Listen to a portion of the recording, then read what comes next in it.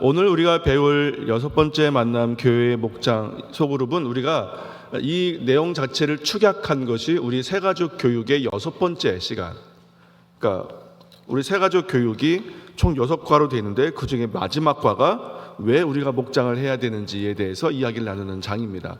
거기에 오늘 이야기의 짧은 축약본이 그 안에 있기 때문에 중복된다 싶은 부분은 빨리빨리 확인만 하고 넘어가고 우리가 오늘 새롭게 배워야 될 부분들을 조금 더 집중적으로 다루도록 하겠습니다. 자, 그래도 가장 중요한 사도행전 2장 46절로 47절이 우리 교회 가장 핵심적인 주제 성구가 될 겁니다. 그래서 우리 박스 안에 있는 성구 같이 한번 읽어보도록 하겠습니다. 시작.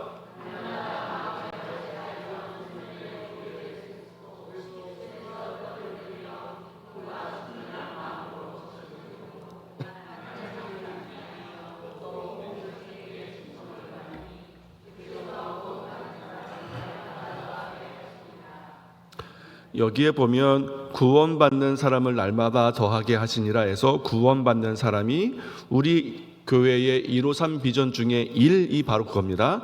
한 명의 온전한 성도로 모든 것을 시작하는 겁니다. 사람이 많아지는 것을 기대하는 교회가 아니라 한 명의 온전한 성도가 세워지는 것으로부터 시작되는 교회. 그런데 그러기 위해서 교회가 5가지를 해야 된다고 말씀을 드렸는데, 날마다 마음을 같이하여 성전에 모이기를 힘써서, 성전에서 무엇을 하느냐? 성전에선 예배를 하고 제자 교육을 받습니다. 워십과 디사이플. 그리고 집에서는 기도합니다. 친교와 기도를 하고, 그리고 백성에게 칭송을 받기 위하여 우리가 부지런히 이웃들에게 사랑의 섬김과 구제를 합니다. 그렇게 됐을 때에 우리가 전하는 그 복음으로 날마다 구원받는 사람의 숫자가 더해지는 거기 때문에 성전에 모여서 예배하고 제자 교육받고 함께 모여서 소그룹에서 기도하고 교제하고 리칭아웃 섬기고 봉사하고 그리고 우리가 전도할 때에 이 5가지를 통해서 주의 교회가 건강하게 세워지는 것들을 우리가 기대하는 것입니다. 사도행전에서는 성전과 집이라는 두 모임 장소가 소개되고 있습니다. 그들은 매일 성전에 모여 예배를 드리며 사도들로부터 성전 안에 있는 솔로몬 행각이라는 곳에 모여 말씀을 전해 들었고, 각자의 집으로 돌아가지 않고 특정 가정에 모여서 그 말씀을 함께 나누며 또 다른 차원의 소그룹 모임을 가졌습니다.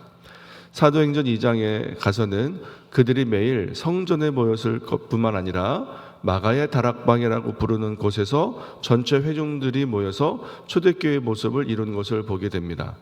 그러니까 여기서 말하는 성전은 사실 이 성전이 그들이 교회로 모인 것은 아닙니다. 그만큼의 사람들이 모일 수 있는 장소가 마땅하게 없었기 때문에 그래서 솔로몬 행각이라는 곳에 모였을 뿐이지, 대그룹 교회의 가장 초기 모델은 마가의 다락방이라고 보시면 됩니다.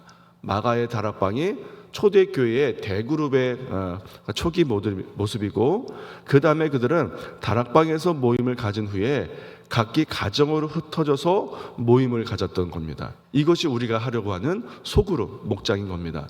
대그룹에서 모임을 갖고 그리고 소그룹에서 또 모임을 갖는 것, 이것은 분명히 다른 기능과 다른 목적이 있기 때문에 그랬던 것이죠. 그래서 그들은 초대교회는 성전 혹은 다락방이라는 대그룹과 가정이라는 소그룹 모임이 양날개가 되어서 비상했던 것입니다. 그러면 초대교회 회복을 추구하는 현대교회라면 누구든지 이런 교회의 모습을 개성해야 되는데 왜 그러느냐? 그것은 대그룹과 소그룹이 동시에 존재해야 되는 이유를 살펴보는 것으로 알 수 있는 겁니다. 서로 역할이 다릅니다. 대그룹과 소그룹은 서로 역할이 달라요. 그래서 서로 역할이 다른데 대그룹이 소그룹이 해야 되는 역할까지를 대그룹이 하려고 하다 보면 대그룹에서 끊임없이 잡음이 계속 생기는 겁니다. 그리고 그렇다고 해서 소그룹의 기능을 아예 포기하고 대그룹만으로 교회가 계속 이루어지면 어떻게 되는가? 그 대그룹에 어떤 위기가 닥쳤을 때에 그 위기를 이겨내려고 하는 사람들이 없어집니다. 교회라는 큰 나무를 든든하게 붙드는 뿌리는 소그룹인 거예요. 그렇기 때문에 우리는 대그룹도 소그룹도 다 건강하게 유지가 돼야 되는 겁니다. 사도행전 2장에서 마가의 다락방에 성령이 강림하고 자연스럽게 그곳이 그들이 모이는 교회가 되었습니다. 성령 감리 사건 후에 수많은 사람들이 몰려들었고 몰려든 사람들은 어김없이 사도들의 설교를 듣고 회개하고 부흥 오는 역사가 일어났습니다. 이것이 이제 대그룹의 역할인 겁니다. 복음을 전하고 회개 역사가 일어나는 것. 사도행전 2장에서 성령이 강림하신 후에 베드로가 성령의 권능을 받고 그 자리에서 설교를 하게 됩니다. 사도행전 2장 14절에서 40절까지의 베드로의 유명한 설교. 그렇게 설교했더니 결과가 41절에 이렇게 기록되어 있는 겁니다. 박스 안에 함께 읽겠습니다. 시작.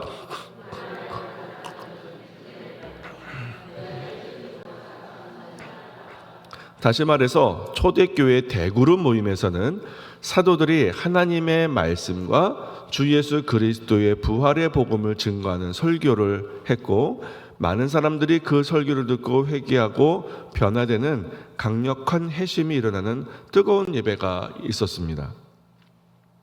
그래서 제가 어떤 주제의 설교를 하더라도 될 수 있으면 예수 그리스도의 십자가를 계속 이야기를 하려고 하는 이유가 거기 있는 겁니다.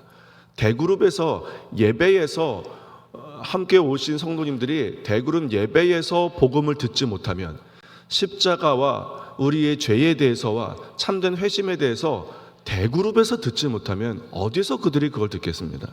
그러니까 대그룹은 끊임없이 예수 그리스도의 십자가 복음을 끊임없이 전하는 어떤 주제가 됐든지 하여튼 끊임없이 예수 그리스도의 십자가를 계속 전하는 것이 대그룹이 되어야 되고 그렇게 되었을 때에 거기에서 참된 회심과 구원받는 역사가 일어나는 것이고 그 다음에 그러면 소그룹은 어떤 장소였는지를 말씀드리겠습니다.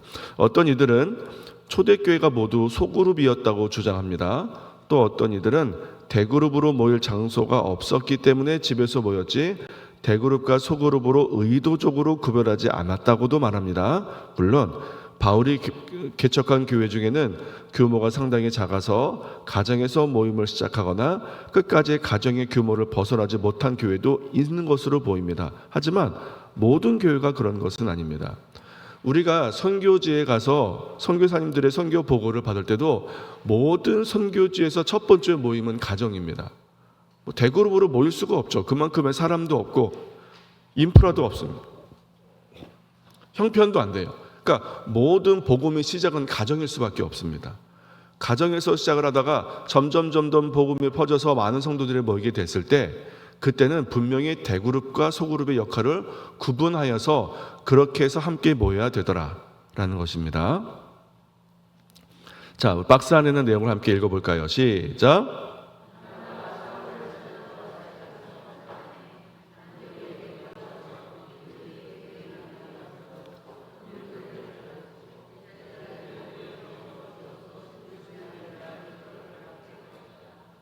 안디옥 교회에서도 큰 무리들이 모여서 말씀을 배우고 예배하는 대그룹이 있었습니다. 예루살렘 교회도 안디옥 교회도 큰 무리들이 모여서 하나님의 말씀을 듣고 예배하던 모임이 있었음을 기억해야 됩니다. 그러니까 우리가 지금 목장에 관해서 이야기를 나누고 있는데 목장의 소중함을 강조하려다 보니까 대그룹이 커지는 것이 정상적이지 않고 건강하지 않다라고 그렇게 말하는 것은 잘못됐다는 거예요. 오히려 소그룹이 건강하게 우리가 소그룹을 건강하게 유지하려고 하는 목적은 대그룹이 커지더라도 그 건강성을 유지하기 위해서지 소그룹만이 건강하기 때문은 아닌 겁니다. 그래서 우리가 소그룹을 건강하게 유지하는 것을 통해서 하나님께서 우리 교회에게 얼마나 많은 영혼들을 허락하시더라도 그 영혼들이 건강하게 대그룹과 소그룹을 통해서 신앙생활을 함께 하기 위해서지 소그룹만이 올바른 모임은 아닌 겁니다. 그래서 어떤 이들은 교회 규모가 커지고 성도가 많아지는 것이 비성경적이라고 주장하는 사람들이 있습니다. 근데 이것은 잘못된 생각입니다. 교회와 교인의 규모가 커짐으로 생기는 문제점에 대한 지적은 당연히 받아들이고 수정하고 개선해야 되지만 커진다고 무조건 비성경적이라고 말해서는 안 됩니다. 이미 초대교회가 대그룹이었잖아요. 믿는 자의 수가 3천이나 더해졌는데. 그렇죠? 그러니까 그들이 모여서 대그룹의 역할과 소그룹의 역할을 통해서 그들이 건강하게 믿음 생활을 할 수 있었던 거지, 그들이 무조건 소그룹으로만 모였던 것은 아닙니다. 초대교회뿐만 아니라 모든 선교회 현장에서도 마찬가지로 처음은 작은 집에서부터 시작됩니다. 그러나 점차 믿는 자의 수가 더해지면 자연스럽게 필요에 따라 대그룹 교회로 모이게 마련입니다. 작은 것도 아름답다라는 말은 성립되지만 작은 것만이 아름답다는 말은 옳은 말이 될 수 없습니다. 커도 아름다운 것이 있는 반면에 작아도 초한 것이 있는 것이 당연하죠. 무조건 작은 것을 추구한다고 순수함을 유지하거나 커진다고 변질되는 것은 이분법적인 생각이고, 그것은 지양해야 됩니다. 이거 아니면 이거는 곤란한 생각이에요. 예루살렘 교회와 안디옥 교회는 현대 어느 교회보다 큰 규모의 교회라는 것을 성경에 증언하고 있습니다. 그렇다면 이런 교회들은 어떻게 그렇게 성장하면서도 건강성을 유지할 수 있었을까요? 다시 예루살렘으로 돌아가서 생각해 보도록 하겠습니다. 그들은 대그룹 모임을 마친 뒤에 그냥 헤어지지 않았습니다. 대그룹 예배가 회심이 일어나는 강력하고 뜨거운 예배였다면 그에 못지않게 건강한 소그룹이 있었음을 알 수 있습니다. 대그룹 예배에서 사도들의 가르침을 받은 후 그들이 했던 일에 대해 바로 다음 구절인 사도행전 2장 42절이 이렇게 기도하고 있습니다. 함께 읽겠습니다. 시작.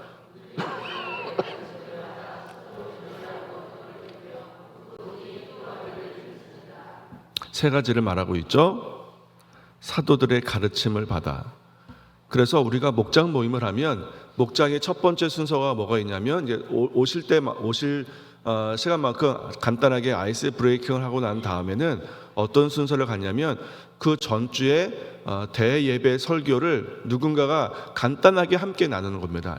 그 지난주에 대예배 설교에서 이러이런 내용이 있었습니다. 이러이런 내용이 있었습니다. 그래서 한 번 더 복귀하고 거기에 서로 이제 질문과 생각들을 주고받는 시간을 갖습니다. 그래서 지금도 보면 각 예배 목장 모임지마다 질문 세개가 늘 나가요. 이건 반드시 그 질문 세개를 하라는 뜻이 아니라 본인들의 목장에서 서로 자연스럽게 예배에 대해서, 말씀에 대해서 주고받을 분위기가 안 되거나 준비가 안 됐다면 그거라도 가지고 하시라고 질문을 드리는 겁니다. 그러니까 반드시 그것만 하라는 얘기가 아니라, 어떤 때는 딱 한 가지 화두만 툭 던졌는데 그것 가지고 말씀 나눈 시간 전체를 다 채울 만큼 풍성한 얘기가 오고 가기도 합니다. 그건 얼마든지 자연스럽게 하시면 돼요. 다만 중요한 건 그 전주에 있었던 말씀을 다시 한번 복귀하는 시간이 있어야 됩니다. 왜냐하면 사도행전 교회 소그룹들이 그렇게 했기 때문에 그래요. 그 다음에 서로 교제하고 떡을 떼는 겁니다. 여기서 우리가 떡을 뗀다는 것에 너무 많은, 이건 우리가 맨 마지막에 이제 실제로 목장 운영했을 때 다시 한번 말씀을 드리겠습니다만, 이 교제에 너무 떡을 떼는 교제에 너무 무게중심을 많이 두다 보면 이것이 좀 부담스러워서 가정의 문을 못 열거나 그렇게 오랜 시간 동안 목장을 함께 하는 것이 부담스러운 분이 분명히 있습니다. 그래서 정말로 교제하기에 딱 유용한 정도. 그러니까 이 교제는 떡을 떼는 교제가 중요한 것이 아니라 기도하기 위한 교제이기 때문에 그렇습니다. 우리가 처음에 사람을 만날 때도 서로 성도와 성도 간에 만나도 서로 기도 제목 나누는 것은 그냥 대면하고 나누죠. 뭐 알아도 되고 안 알아도 되는.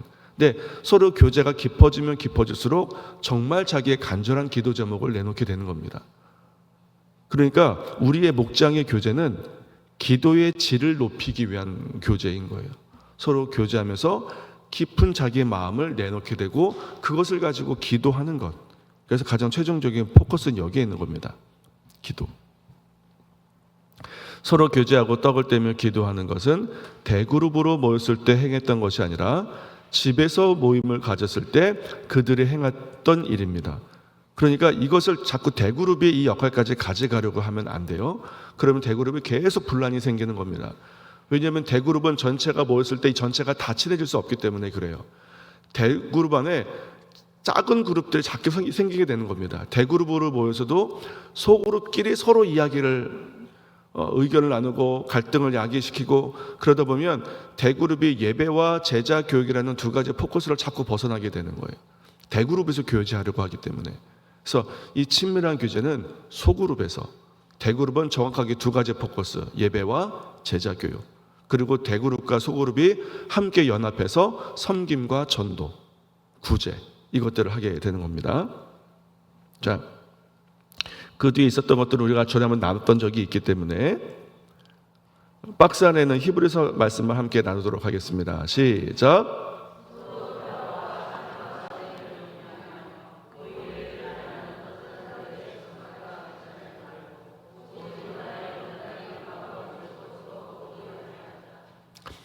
여러분, 대그룹과 소그룹 중에서 현대 시대의 성도들이 모이기 힘든 것이 대그룹일까요? 소그룹일까요?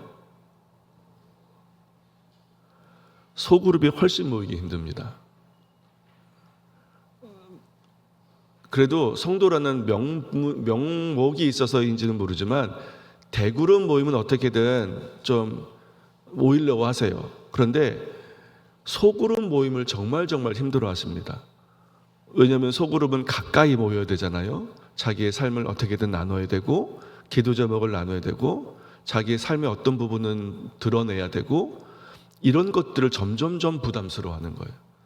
그래서 모이기를 피하는 어떤 사람들의 습관과 같은 것을 현대 사회에서는 소그룹에서 더 지키기가 어려워지는 겁니다. 정말로 소그룹 모임 어려워들 하세요.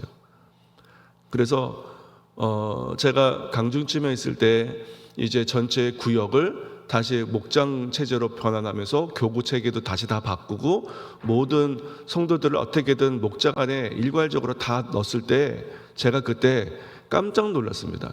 이 정도일 줄은 몰랐는데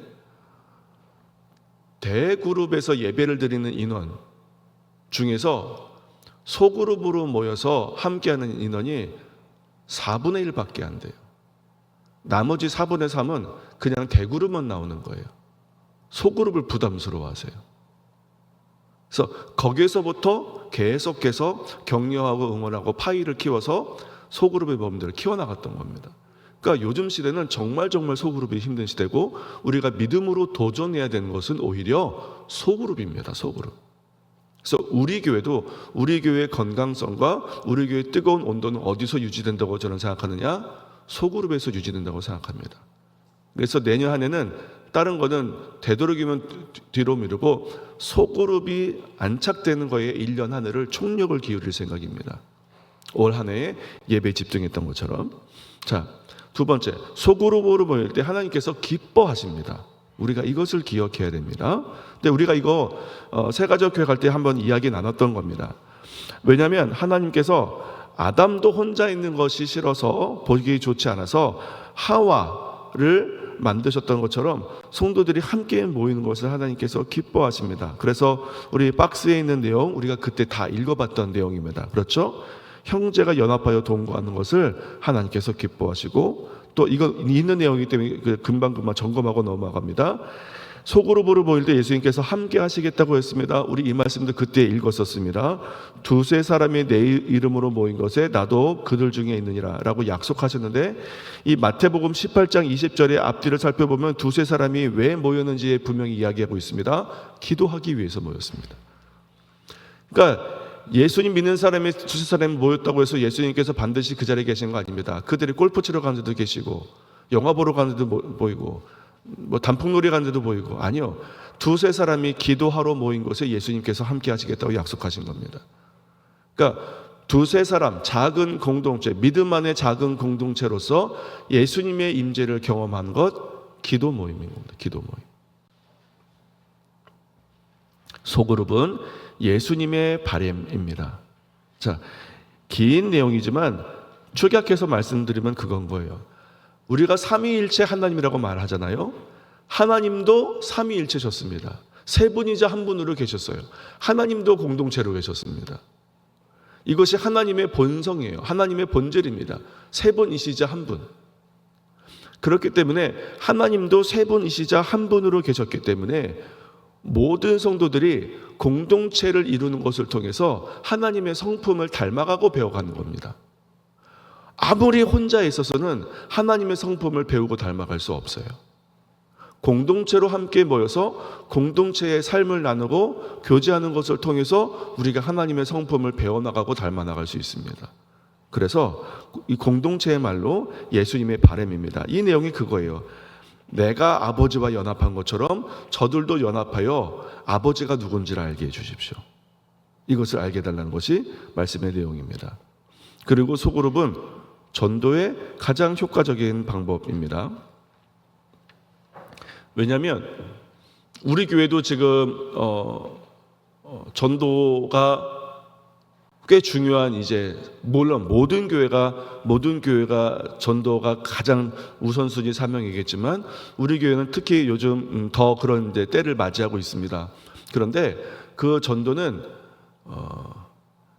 우리 교회가 오다 가다 들을 만큼 접근성이 좋은 교회도 아니고, 또 제가 아주 유명해져서 제 이름을 가지고 찾아서 오는 교회도 아니기 때문에 우리 교회는 그야말로 관계 전도라는 정석적인 방법으로만 넘을 수 있는 문턱이 있는 교회입니다. 그러면 이 관계 전도가 개인의 관계도 물론 좋겠지만 목장의 관계를 맺는 게 참 효과적입니다. 새 가족이 대그룹으로 먼저 오라는 것은 되게 불편하고 부담스러워요.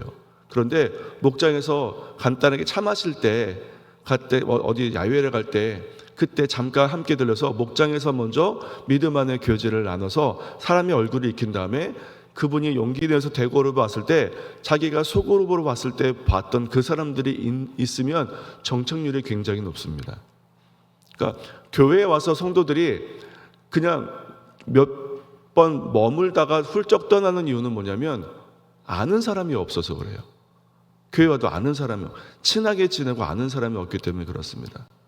그냥 내가 누구를 교회 와봐, 그래서 교회 훅 던져놓는다고 해서, 물론 훈련이 잘 된 교회는 그렇게 누군가 새 가족이 왔다 그러면 모든 거 다 아는 척을 하고 아는 척을 해주고 이러겠지만 사실 그런 것도 쉽지 않아요. 그러니까 새 가족이 왔을 때 적어도 내가 아는 얼굴이 새 얼굴만 있으면 교회 정착이 쉬워집니다. 그렇기 때문에 소그룹이 전도에 있어서도 가장 효과적인 방법이에요. 그리고 내가 전도하려는 대상자에게 처음 복음을 전하는 것보다, 우리 목장 기도하는 목장이잖아요. 우리 목장에서 자기를 위해서 기도해 주려고 그러니까 뭘 위해 기도해 주면 좋은지 기도 좀 달라고 그러면 이거 싫어하는 사람은 없습니다. 교회 오라고 그러면 부담스러워해도 나 자기 위해서 기도해 주겠다는데, 기도 싫어하는 사람은 없어요. 절에 다니는 사람도 기도는 좋다고 합니다. 그렇기 때문에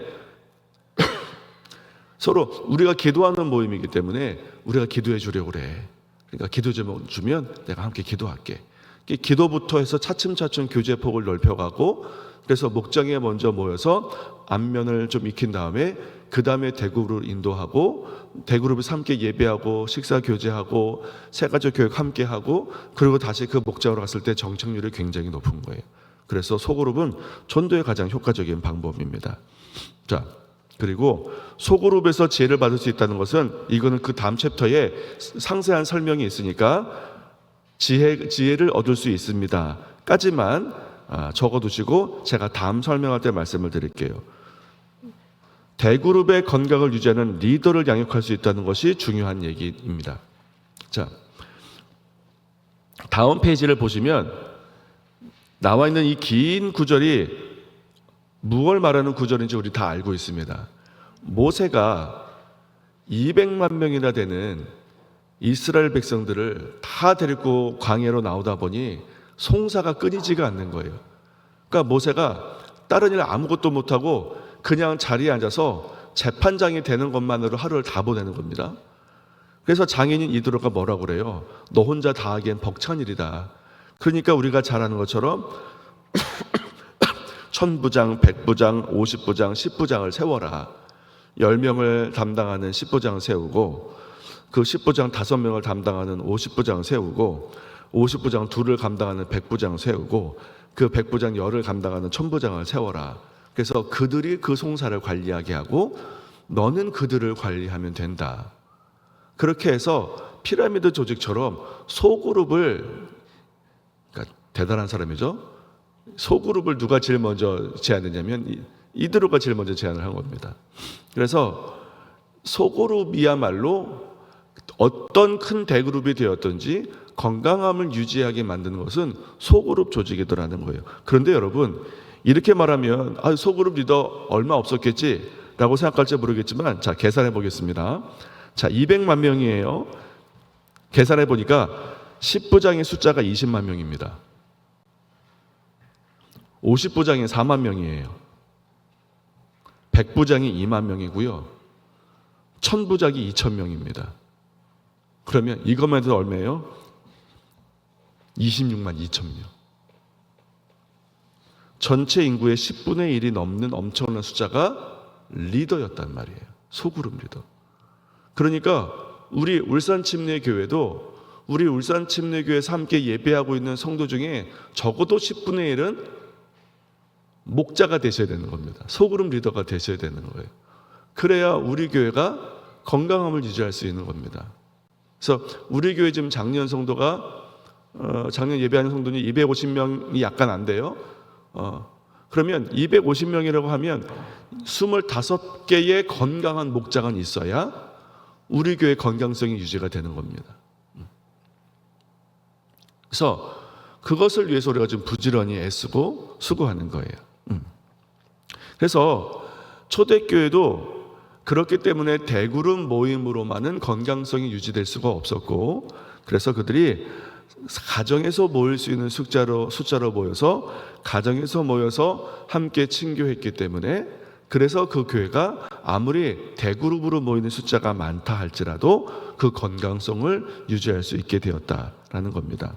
그래서 울산침례교회의 비전과 그 비전의 완수는 평신도 리더가 얼마나 세워지는가에 직결되어 있습니다. 제가 요즘 계속 2주 동안 무엇을 놓고 기도했냐면, 이제 우리 내년 우리 교회의 살림을 맡아주실 각 그룹들의 리더를 세워야 돼요. 제가 지금까지 전화 한 분도 안 드리고 제가 보름 내내 기도만 했습니다. 우리 교회는 자원하라고 그러면 안 하신다면서요. 주목하여 불러야 일을 하신다면서요. 그러면 제가 이제 주목하여서 불러야 되는 때가 된 겁니다. 이제 다음 주 일주일 내내 제가 그거 할 거예요. 보름 동안 기도했는데 하나님 그 정도 쓰면 좀 성의를 봐서라도 그러니까 여러분 누군가 기도 받으시면 난가보다 싶으세요?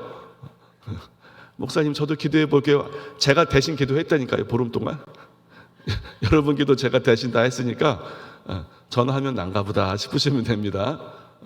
그러니까 교회는 리더가 어떻게 세워지느냐가 그 교회의 건강성을 좌지우지하는 굉장히 중요한 척도가 되는 겁니다. 우리 그때도 이것 이야기 나눴는데 이것이 너무너무 중요한 이야기이기 때문에 제가 시간을 들여서라도 이야기는 꼭 한번 했으면 좋겠습니다. 우리가 왜 소그룹으로 모이기를 그토록 애쓰는지, 오카노 목사님의 제자 훈련 교재에 소그룹의 역할과 장점 5가지가 있는데, 저는 우리 목장이 이 5단계를 잘 밟아 나가면 나갈수록 우리 교회가 건강하고 힘을 갖는다고 보는데, 첫 번째가 일반화의 요소입니다. 일반화의 요소. 목장에서 우리가 소그룹에서만 누릴 수 있는 가장 큰 장점들 5가지인데, 첫 번째가 일반화의 요소인 거예요. 소그룹 환경에서는 참석자들의 자연스럽게 마음속에 있는 고민과 갈등을 내어놓을 수가 있습니다. 그런데 그러다 보면 내가 가지고 있는 문제가 자신만의 문제가 아니라 다른 사람도 그 비슷한 어려움을 겪고 있다는 사실을 알게 됩니다. 근데 여러분, 심리학자들이 말해요. 이것만으로도 회복이 시작된답니다. 이 고민, 나만 가지고 있는 고민이 아니라 다른 사람들도 이런 똑같은 고민을 가지고 있다는 것을 아는 것만으로부터도 회복이 시작된대요. 근데 대그룹으로 모여서 함께 예배하려고 모였는데 예배 시간 10분 전에 우리 BGM 나오고 막 그러고 있는데 혹시 고민 있으세요? 이거 물어볼 수 없잖아요. 그러니까 이거는 소그룹에서만 누릴 수 있는 겁니다. 일반화 요소예요. 내가 나만 특별히 힘든 거 아니고 나만 특별히 아픈 거 아니고 사람 사는 게 다 비슷비슷하구나. 특히 우리가 목장 모일 때 처음에야, 우리가 처음 목장을 시작할 때는 이제 목자 훈련 받으시는 분 중에 목자로 헌신하신 분 있으면 목자로 헌신하신 분들의 명단을 쫙 올려놓고 그 외에 아무나 다 모건으로 참여하게 할 겁니다. 하지만 점차 그렇게 초기 세팅은 그렇게 되고 조금씩 분가를 통해서 목장이 많아지면 많아질수록 공통점이 많은 분들을 그곳으로 보낼 거예요. 연령대가 비슷한 분, 자녀의 나이대가 비슷한 분, 사는 지역이 비슷한 분, 이렇게 되도록이면 공통점이 많은 목장으로 되도록이면 배정을 해드리려고 합니다. 그러다 보면 일반화 요소가 점점 많아지는 거예요. 그러면 우리 아들만 게임에 빠져 있는 게 아니구나. 내 남편만 그렇게 안 씻는 게 아니구나. 내 딸만 방문을 안 여는 게 아니구나. 그러니까 이런 것들을 알게 되는 거예요. 근데 이렇게 나만 아픔이 있는 게 아니구나라는 걸 아는 것만으로도 회복이 시작이 된답니다. 이게 일반화 요소고요. 그러다 보면 서로 어떻게 되냐면 학습이 이루어집니다. 상호 간의 학습이 이루어지는 거예요. 그 문제를 우리 아들이 맨날 게임만 해가지고 속상해. 어떻게 하면 좋아? 우리 애들도 그러는데 내가 이렇게 했더니 좀 나아진 것 같아. 그래? 그럼 나도 그렇게 해봐야지. 이렇게. 그러니까 같은 문제를 갖고 있기 때문에 그 문제를 누군가 먼저 겪은 사람의 이야기나 함께 그 문제를 겪고 있는 사람의 고민을 함께 나누는 것을 통해서 서로 학습이 가능하고요. 그리고 공동체로 모이다 보면 반면교사와 정면교사의 대상이 딱 생깁니다. 저분은 늘 목장 모임만 하면 항상 20분씩 늦어. 별일 아닌데 항상 늦어. 그러면 나는 늦지 말아야지. 저분은 목장 모임 올 때 항상 옷을 잘 입고 오셔. 정말 젠틀하게 최선을 다해서 목장 모임을 대하는 태도가 남다른 것 같아. 그럼 나는 어떻게 입었나? 내일은 다음번에는 추리닝 입지 말고 기지바지 입고 와야지. 이렇게 정면교사와 반면교사가 그 안에 생기더라는 겁니다. 그러니까 이렇게 서로 가까이 보면 서로 닮아가고 배워가고 학습이 그 안에서 이루어지는 거예요. 어떨 때는요, 강단에서 제가 하는 설법 말씀보다 서로 목장 안에서 내가 이 말씀 가지고 이렇게 해봤는데 이거 되게 안 되는데 언제나 이런 생각이 들어서 이렇게 말했을 때 이렇게 해봤더니 그게 좋더라. 훨씬 더 강력한 메시지가 됩니다. 제가 전하는 말씀보다 목장에서 전하는 말씀이 훨씬 더 강력할 때가 있어요. 이것이 목장에서만 가능한 학습의 퀄리티 때문에 그렇습니다. 세 번째, 이렇게 잘 되다 보면요, 목원끼리 서로 닮아갑니다. 예수님께서 12명의 제자를 불러서 3년 동안이나 그들과 함께 살면서 목자의 모습을 몸소 보여주셨습니다. 그것은 단순하게 배우고 가르치는 관계가 아니라 내 모든 삶을 그대로 보고 닮아가란 뜻이었습니다. 닮아가란 뜻이었어요. 저는 그래서 제가 전에 한번 제가 설교 때도 말씀드렸죠. 저는 디두모라 하는 도마를 의심 많은 제자로 두는 것을 안 좋아하는 사람 중에 한 명입니다. 저는 도마야말로 우리 믿음의 가장 큰 도전이 되는 인물 중에 한 명이라고 생각을 해요. 다른 제자들은 다 이름이 있잖아요. 그런데 도마가 이름 아닙니다. 디두모라는 도마. 그럼 디두모가 이름이냐? 그것도 아니에요. 디두모도 도마도 다 쌍둥이라는 별명이에요. 그가 쌍둥이라는 게 도대체 왜 그렇게 중요했길래 유독 그는 이름을 밝히지 않고 쌍둥이라는 것을 강조했을까? 그러면 그만큼 그가 쌍둥이라는 게 중요했으면 도대체 누구 쌍둥이인지는 얘기해 주면 얼마나 좋아요. 누구 쌍둥이인지도 얘기를 안 해줘요. 그냥 쌍둥이라는 것만 중요하다는 거예요. 그래서 제가 이 말씀을 깊게 묵상한 겁니다. 도대체 누구를 그렇게 닮았길래 그게 그렇게 중요했냐? 혹시 그가 예수님을 영락없이 닮지 않았을까? 3년 동안 동고농락하면서 누구보다 예수님을 닮아서 예수님 흉내도 잘 내고 누구보다 예수님의 작은 변화도 기가 막히게 캐치할 줄 아는 예수님 흉내를 기가 막히게 잘 내는 사람이 도마가 아니었을까? 그래서 그가 예수님 흉내 한 번만 내면 다른 제자들이 막 뒤집어지는, 야, 너 그걸 어떻게 알았냐? 우리는 아무리 봐도 모르겠던데. 그 예수님을 그만큼 닮기 위해서 예수님께 늘 집중하고 자극을 하나도 놓치지 않으려 하고 그 애썼던 모습이 도마의 모습이 아닐까. 그래서 도마가 쌍둥이라는 것이 그렇게 중요하지 않았을까라고 생각이 든 겁니다. 여러분, 사랑하면 닮는다고 하잖아요. 그래서 목장은요, 서로 닮아갑니다. 심지어 전에 말씀드렸죠. 개그 코드도 닮아가요. 제가 이제 목장 신방을 많이 다니잖아요. 목장 신방 많이 다녔습니다. 어느 젊은 목장에 갔어요. 40대 초반의 젊은 목장이었습니다. 어느 누가 다 무슨 얘기를 했어요. 다 웃어요. 막 배꼽이 막 빠져라 웃어요. 나만 안 웃어, 나만. 도대체 그게 왜 웃긴지 나만 모르겠는 거예요.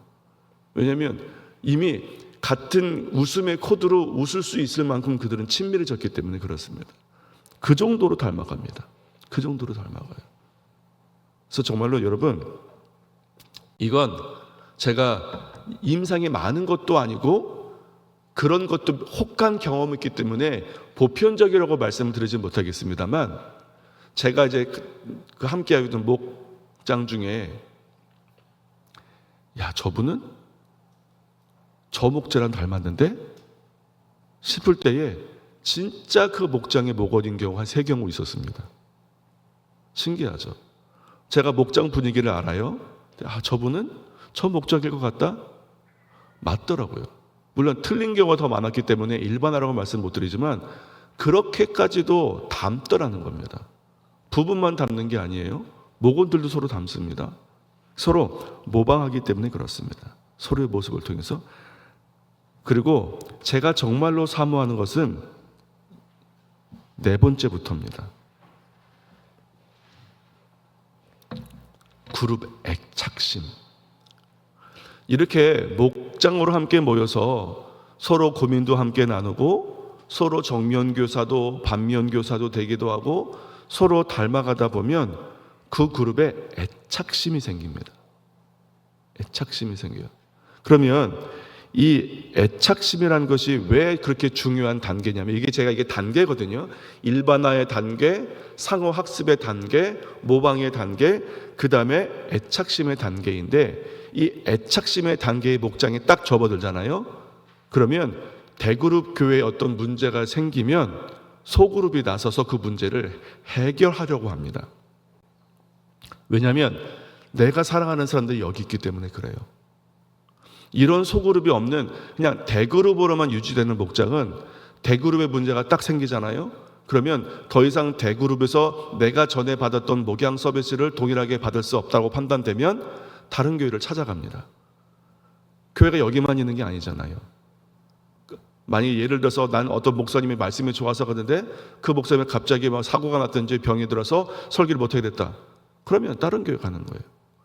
내가 우리 교회에 뭐 차세대가 뭐 시스템이 잘 돼 있어서 그것 때문에 우리 애들 때문에 왔는데 더 이상 그게 안 되겠다. 그럼 그게 되는 다른 교회를 찾아가는 겁니다. 이것이 성도가 교회를 쇼핑하듯이 다니는 거예요. 내가 원하는 제품이 있을 때까지 찾아다니는 겁니다. 그런데 내가 소그룹에 애착심 있는 우리 소그룹 목장의 모임도 여기 있잖아요. 그러면 대그룹에 문제가 생기면 그 문제를 해결하려고 합니다. 내가 사랑하는 사람들이 여기 있기 때문에 그래요. 그래서 이런 목장이 많아지면 많아질수록 교회가 단단해집니다. 어떤 어려움과 어떤 문제가 돼도 소그룹이 그 문제를 이겨내려고 해요. 제가 이것에 대한 예로 강준점의 3대 목사님으로 최병남 목사님 오셨는데 그 최병남 목사님 미국에 있을 때 세미안 교회라는 미국 교회를 하셨단 말이죠. 미국의 한인교회. 근데 제가 그 세미안 교회를 가봤습니다. 세미안 교회를 가봤는데 건물 되게 예쁘고 잘 돼 있어요. 근데 세미안 교회가 그 건물이 세미안 교회가 지은 건물이 아닙니다. 원래는 미국인 교회였었어요. 그 미국인 목사님이 이름이 케네디였다고 해요. 근데 그 교회가 그야말로 담임 목사님의 영적인 리더십만으로 똘똘 뭉친 교회였습니다. 우리가 그런 교회를 원 히어로 처치라고 그래요. 한 명의 영웅이 그 교회를 떠받치고 있는. 그러니까 그 담임 목사님이 원 히어로였던 거예요. 한 명의 영웅. 그분의 영적인 카리스마가 대단해서 그 카리스마에 감동받은 사람들이 똘똘 뭉쳐서 예배를 드리는 교회였습니다. 성도수가 한 5천 명 됐대요. 그런데 이분이 쓰러지신 거예요.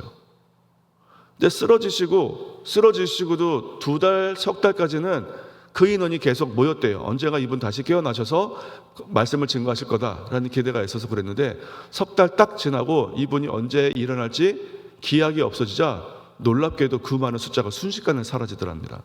근데 이분이 기적적으로 석 달 만에 깨어나세요. 그리고는 재활을 거쳐서 5달인가 6개월 만에 강단에 딱 서고 보니까 그 인원이 5분의 3이 사라졌더래요.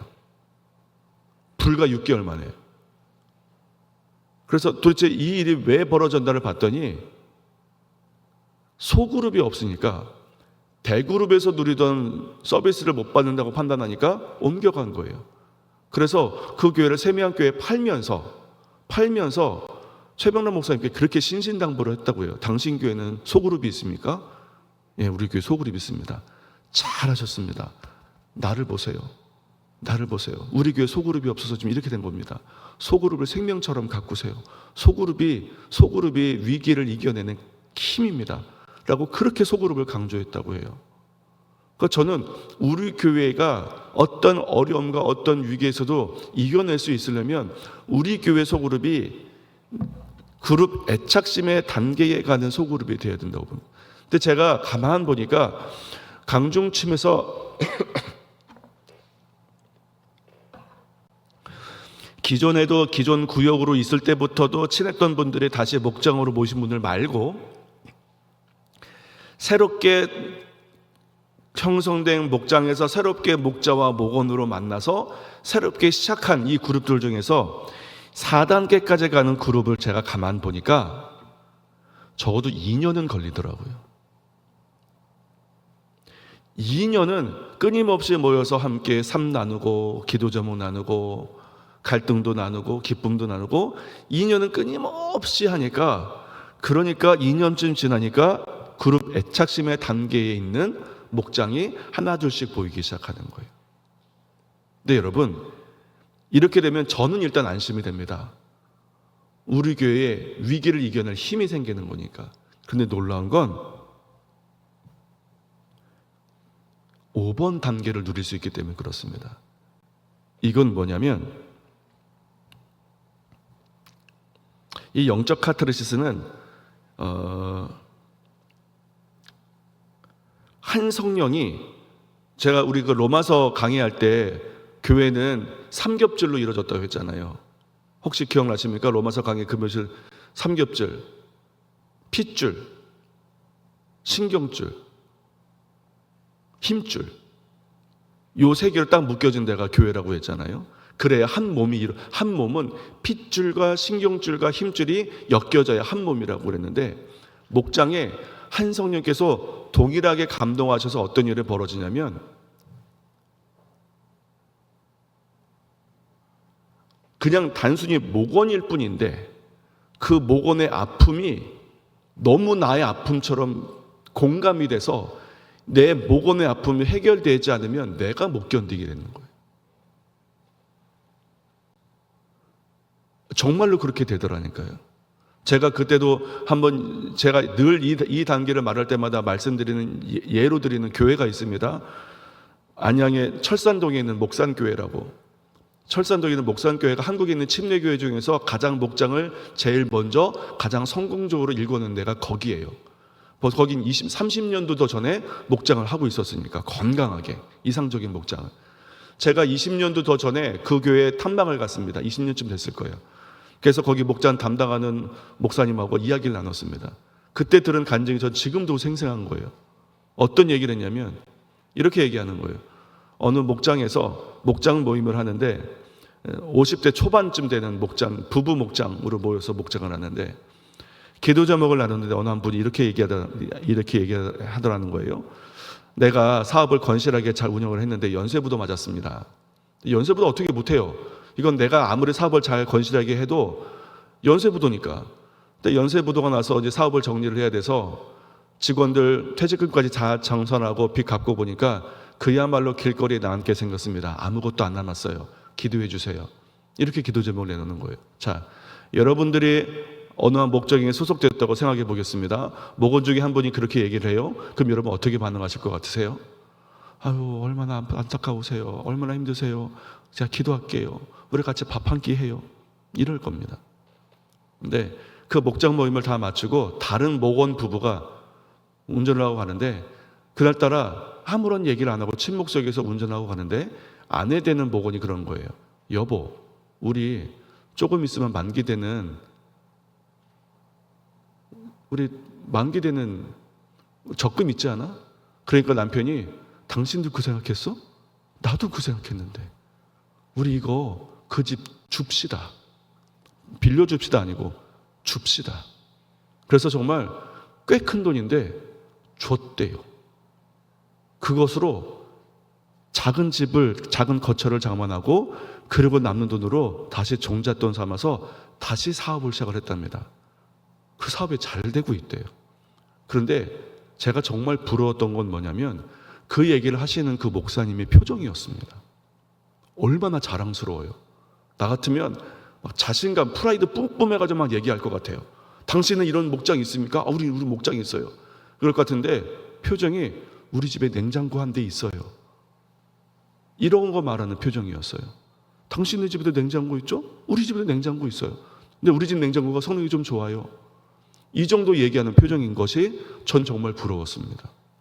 여러분, 목장 모임이 건강해지면 초대교회가 그랬다고 했잖아요. 각기 자기 재산을 다 팔아서 사도들의 발 앞에 두고 필요에 따라서 나눠 썼다. 도대체 어떻게 해야 그게 가능합니까? 재산 안 갖고 온 사람이 누가 있어요? 근데 초대교회는 그게 가능했대요. 어떻게 그게 가능했을까? 타인의 아픔과 타인의 굶주림이 못 견딜 만큼 나의 아픔이 되었기 때문에 그렇습니다. 못 견딜 만큼 나의 아픔이 되었기 때문에. 그런데 대그룹에서는 대그룹에서는 그런 단계를 누리기가 너무 어려워요. 그것은 소그룹이 누릴 수 있는 가장 최고의 카타르시스입니다. 진짜 영적인 카타르시스예요. 영적인 카타르시스. 상대방이 나고 내가 저 사람인 거예요. 한 몸, 그야말로 한 몸. 저는 제가 누렸던 가장 첫 번째 이러한 비슷한 영적인 카타르시스의 경험이 뭐가 있었냐면, 제가 중3 때 처음 교회를 다니고 생각해 보니까 제가 교회에 잘 정착될 수 있었던 것도 저에게는 12명의 기도 소그룹이 있었기 때문이라고 생각을 합니다. 지금 생각해 보니까 그래요. 원래 그 12명은 기도하는 모임이 아니었습니다. 찬양팀이었어요. 찬양팀. 우리끼리 서로 기타 치고 피아노 치고 뚱까뚱까 하면서 찬양하는 찬양팀이었습니다.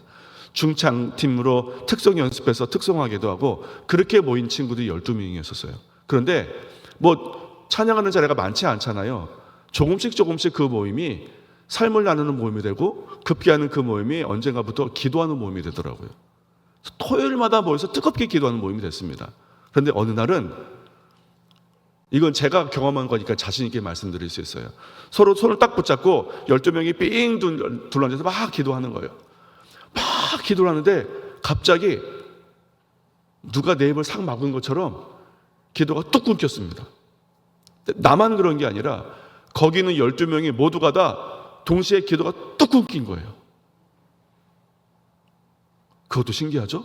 그런데 더 신기한 건 뭐냐면, 나와 손잡고 있는 사람이 연결하면 내 맞은편에 앉아있는 친구, 그 친구의 마음을 내가 이렇게 들여다보고 있는 것 같은 느낌인 거예요. 이걸 어떻게 설명해야 될지 모르겠습니다만 이렇게 들여다보고 있는 것처럼 느껴지는 거예요. 제가 그래서 너무 깜짝 놀라서 이렇게 봤습니다. 그 친구를.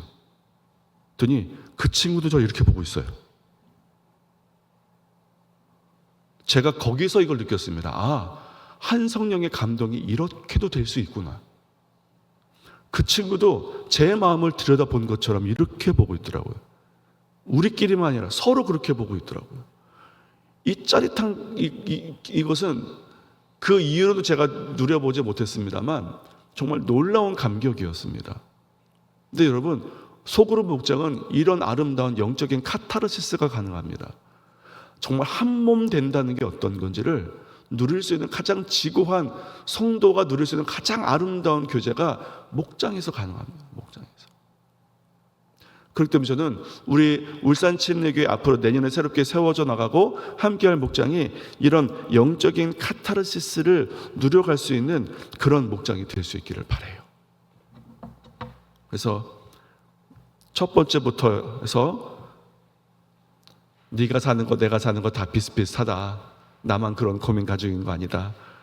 그러다 보면 서로 닮아가죠. 서로 배워가고 그러다 보면 닮아가고 그러다 보면 너무너무 사랑스러워지고 그러다 보면 한 몸 되는 이 아름다운 과정을 다 겪어내는 그런 목장 될 수 있기를 바라는데, 초대교회 회복이 왜 곧 소그룹 회복 운동이 되는 건가?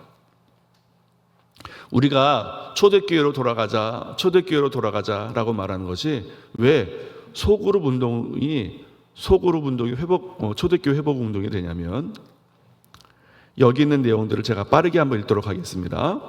초대교회는 몇 번의 대대적인 핍박에 의해서 여러 지역으로 흩어지게 되었습니다. 특별히 로마 지역을 중심으로 대대적인 기독교 핍박이 일어나기 시작했습니다. 글라우디오와 그 뒤를 이은 네로 통치 시기에는 기독교인들의 가혹한 핍박을 받았습니다. 이로 인해 많은 기독교인들은 가정에서 모이는 것조차 위협감을 느꼈고 자연스럽게 지하 무덤인 카타콤베에서 모임을 갖게 되었습니다.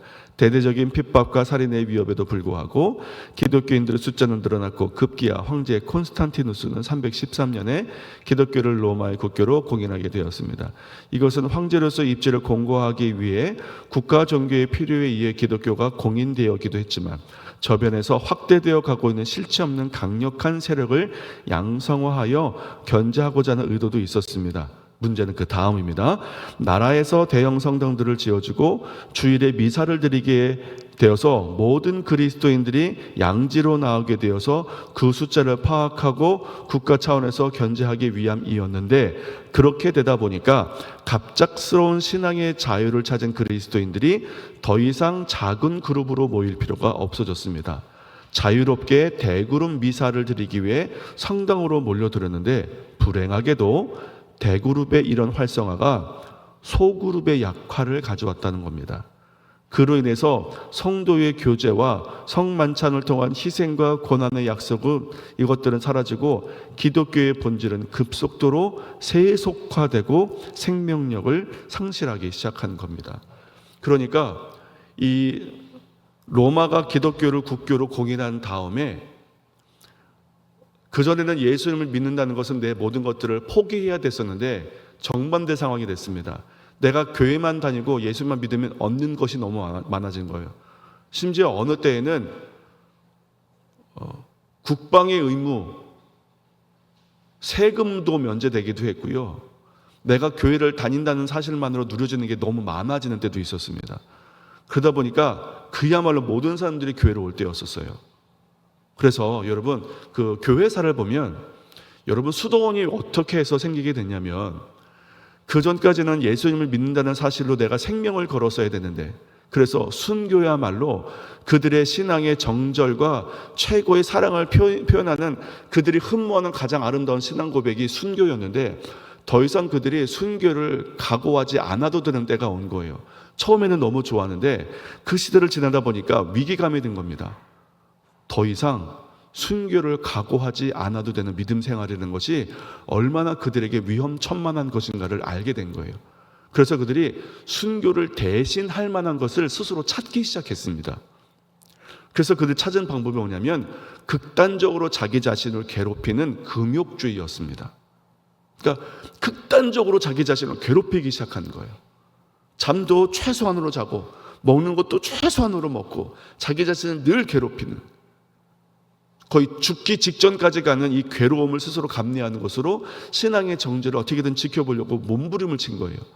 그런데 그렇게 되다 보니까 이것이 각기 개인별로 일어난 현상이기도 하고 하다 보니까 동기는 좋은데 폐단이 너무 심한 거예요. 그래서 이러면 안 되겠다 싶어서 그런 그들을 한데 모아서 규칙적인 상황에서 그렇게 금욕주의적인 생활을 통해서 하나님에 대한 순결을 지켜가기로 모이기 시작한 것이, 그것이 수도원 운동의 시작이었던 겁니다. 그러니까 수도원이 괜히 생긴 것이 아니라 순교를 대신할 만한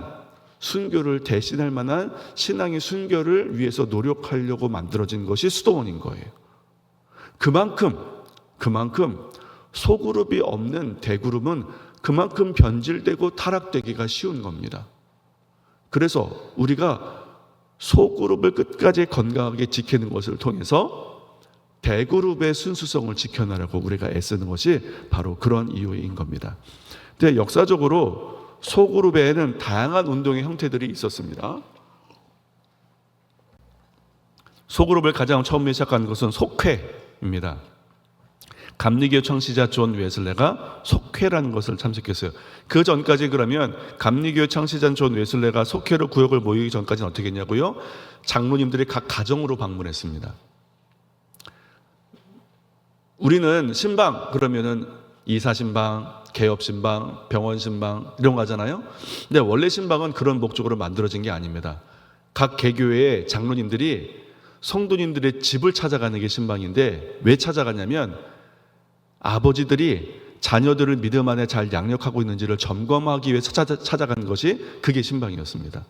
그래서 부모님들이 자녀를 믿음 안에 잘 양육한다라는 증거가 없으면 장로님들이 그 가정에게 페널티를 부여했습니다. 어떤 페널티를 주었냐면 주의 만찬을 참여하지 못하게 했어요. 표정이 그러시죠? 그게 무슨 페널티예요? 근데 그때는 이게 정말 엄청난 페널티였습니다. 교회를 떠나서는 살 수 없는 사람들인데 주의 만찬을 참여하지 못한다는 것은 주의 몸된 교회 일원이 아니란 뜻인 거예요. 눈물 펑펑 흘리면서 회개했습니다. 제발 주의 만찬만큼은. 근데 그래도 말을 안 듣잖아요. 그러면 일정 기간 예배를 참석 못하게 했답니다. 하늘이 무너지는 것 같은 거예요. 이런 권징을 장로님들이 할 수 있었기 때문에 그 중세 유럽의 많은 교회들이 순수성을 그나마 유지할 수 있었던 겁니다.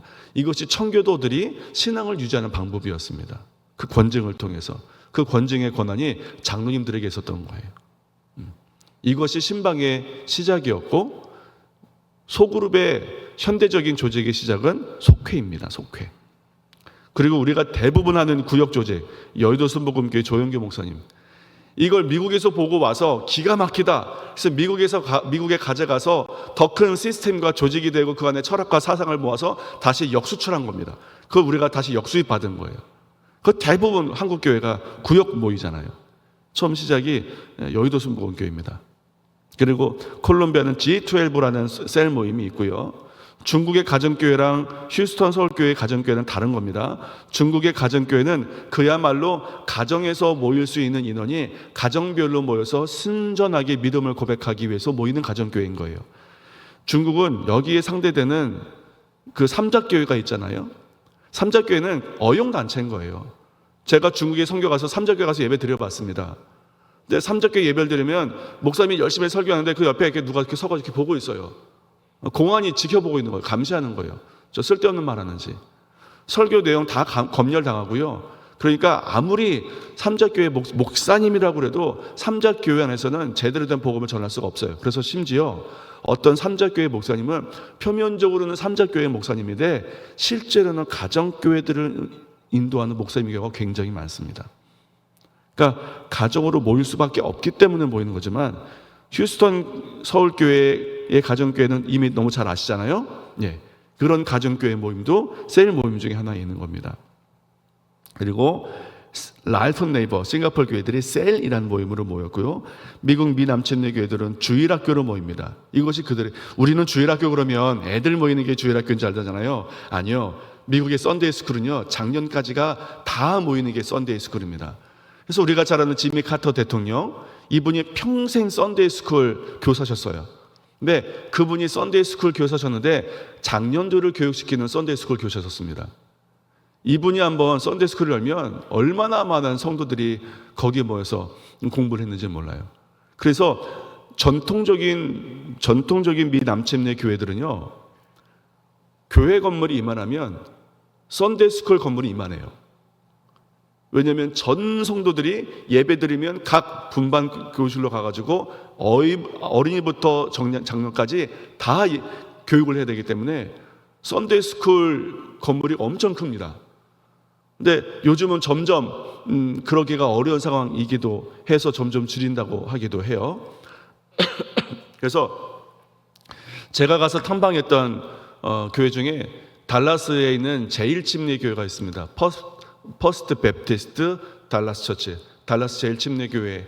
또 건물을 보면 장년교회 건물이 있고 복도를 딱 지나면 선데이스쿨 보드 건물이 있어요. 그런데 거긴 그야말로 어린아이들을 위한 건물인데도 똑같은 크기의 건물입니다. 근데 들어가는 데부터 바닥부터 달라요. 바닥에 색깔부터 다르고 저기 가드가 때 양쪽에 서 있습니다. 보디가드가 서 있어요. 아무나 거기 못 들어갑니다. 아이와 선생님과 학부모 인증이 받아야만 들어갈 수 있어요. 딱 들어가면 각 교실이 정말 기가 막히게 되어 있습니다. 어느 교실은 들어가면 딱 보이는 게 농구 골대고요. 옆에 전자로켓이 2개 있고 선생님이 여러분 그 에버랜드 가면 에버랜드 직원이 이거 끼고 다 젖는 겁니다. 졌습니다. 어서 오세요. 이거 하잖아요. 선생님들이 그래요. 누구 왔어? 잘 왔어. 손뼉 치고, 자, 놀고 있어. 너 왔니? 이래요. 이렇게 애들을 받아요. 그 시간 되면, 자, 아들아 모이자. 이제 공부하자. 이럽니다. 그런 건물이 위에서 아래까지 5층짜리 건물이에요. 그러니까 그렇게 그들은 소그룹을 유지를 했던 겁니다.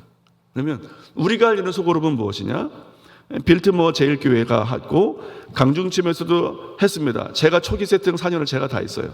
그리고 그것 가지고 울산침에게 하려고 하는 건데, 빌트모어 제일교회 이야기 한번 드릴게요. 이 빌트모어 제일교회가 처음에는 교회가 너무 차갑고 냉랭해서 담임 목사님이 어떻게 하면 될까 고민하다가 이분께서 어떤 제안을 했냐면, 우리 기도 소그룹을 좀 만들어 봅시다.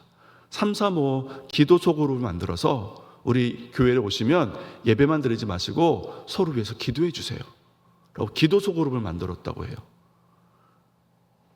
그리고는 주일에 대해서 갔더니 여기저기서 모여서 기도하는 소리가 들리더랍니다. 여기저기서 모여서.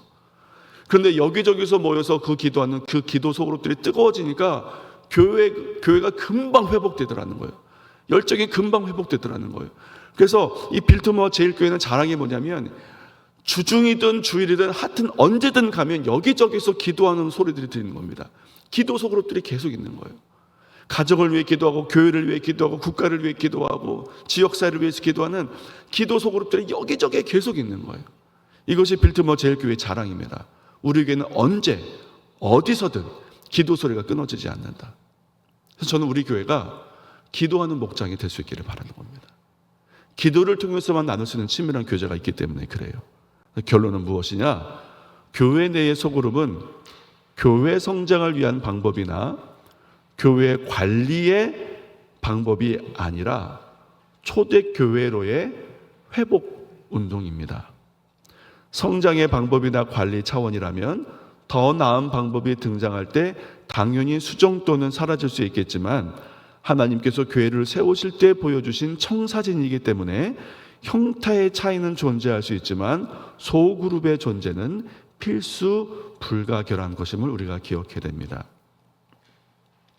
하나님께서 모세에게 장막의 모습을 보여주시고 장막을 짓게 하셨으며, 그 장막의 모습을 본따서 솔로몬 성전, 스룹바벨 성전, 헤롯 성전이 세워졌듯이 소그룹도 초대교회 모범을 따라서 계속 계승되고 발전되어져야 합니다.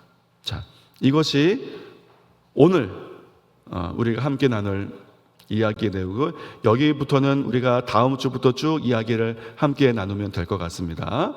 그래서 오늘 우리가 왜 소그룹 모임을 해야 되는지, 소그룹이 왜 소그룹 회복 운동이 초대교회로 우리가 가는 운동이지, 왜 초대교회는 소그룹을 그토록 소중하게 여겼고, 소그룹이 건강하면 왜 대그룹의 건강성을 유지할 수 있는지에 대해서 우리가 함께 말씀을 나눴습니다.